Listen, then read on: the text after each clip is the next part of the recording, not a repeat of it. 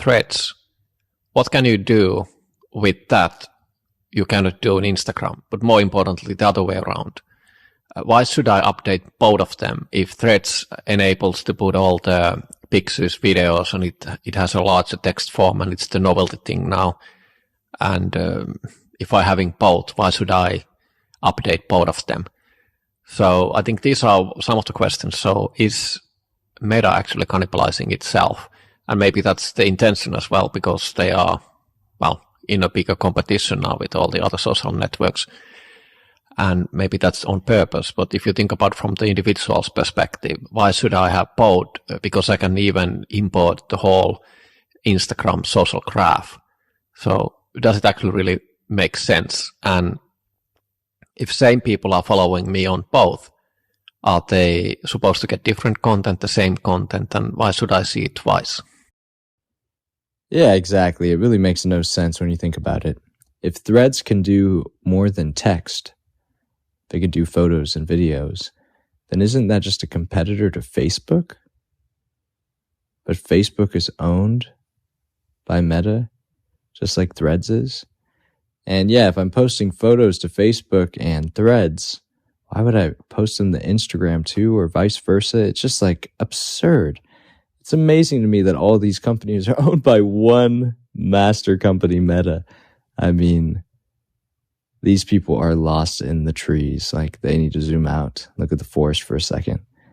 It's just like people are making products just to make them, and they've lost sight of everything that matters.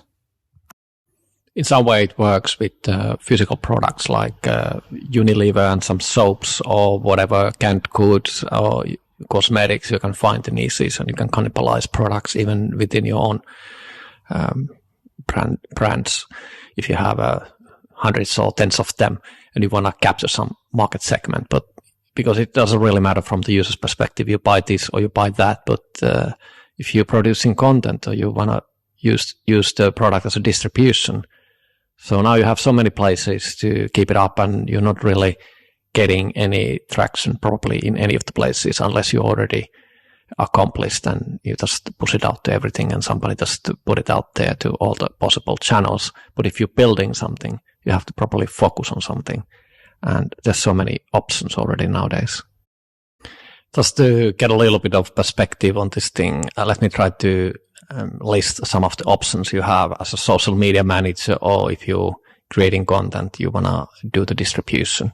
You could start with YouTube, Twitter, Facebook, Instagram, Threads, T2, Blue Sky, Farcaster, Nostr, and the list just goes on and on. It's just impossible to keep up, and you need to focus on something. And even within Meta, you have already 3 options, and the social graphs are pretty properly aligned. But they can be completely different in Twitter, in YouTube, and in some other places.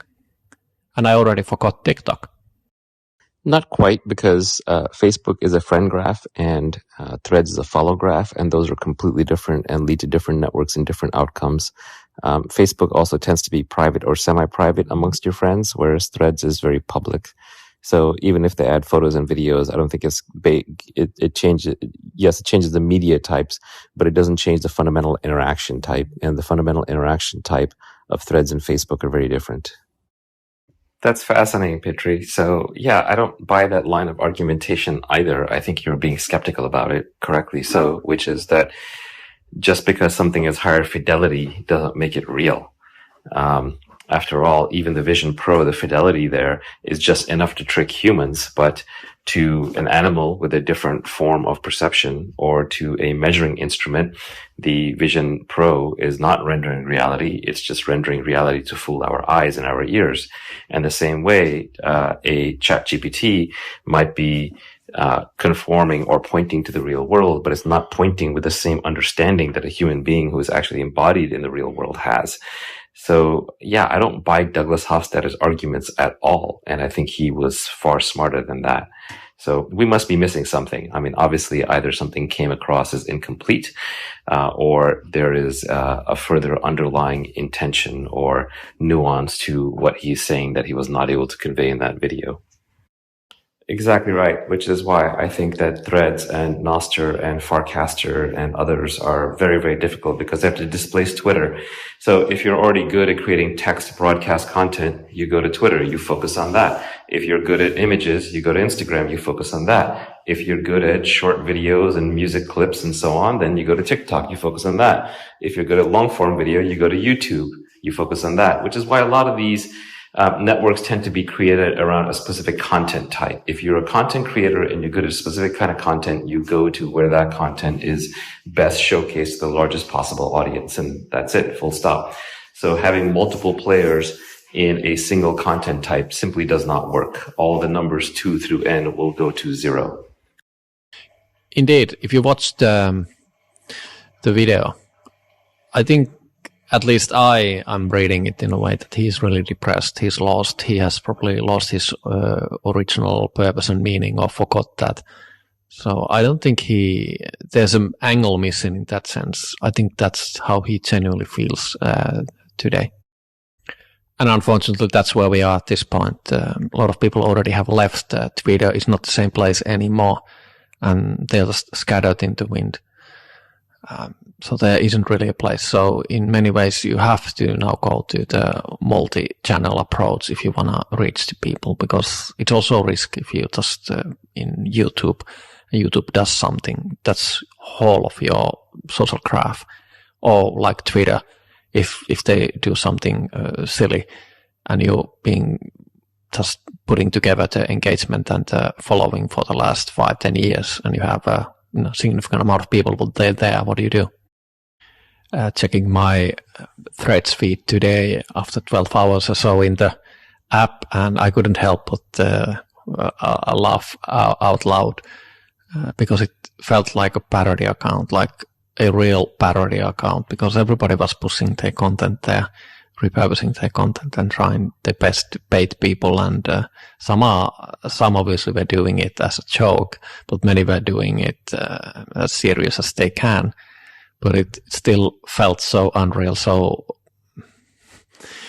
I don't know, kitschy in a way, that it's like, okay, I'm too old for this game. It seems that the colossal fight has already started between Meta and Twitter, by Twitter sending a letter to Meta saying that stop poking our IP and followers and our data.